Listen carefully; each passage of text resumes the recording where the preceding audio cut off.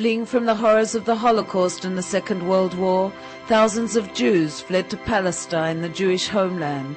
60 years ago today, on November 29, 1947, the United Nations General Assembly approved Resolution 181 and the establishment of a Jewish state.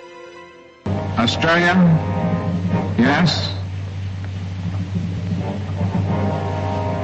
Belgium, yes. France, yes.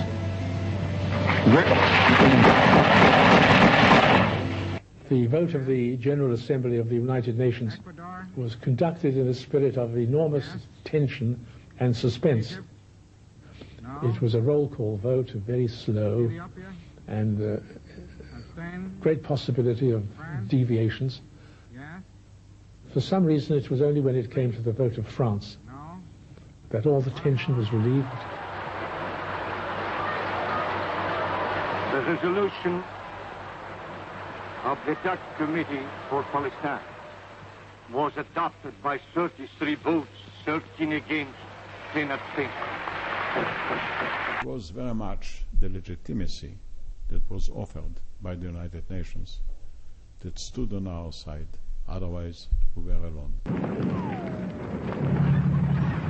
The Jews accepted the UN decision, but the Arabs rejected it. Arab forces armed to the teeth attacked the Jewish homeland, killing thousands. On May 14, 1948, the State of Israel was declared. We didn't have enough weapons to all the soldiers.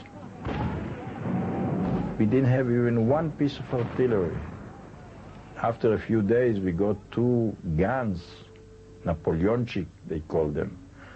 65 millimeter. That was a festival. 60 years later, the same week the UN resolution was passed, the United States sponsored the Annapolis Conference and the beginning of a new round of negotiations between Israel and the Palestinians. We want peace, we demand an end to terror, said Prime Minister Olmert.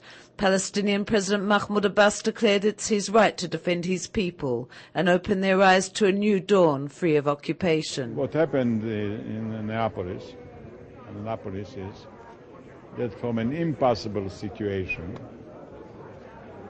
they were able to produce an opening of negotiations. Still, there is a long way to go.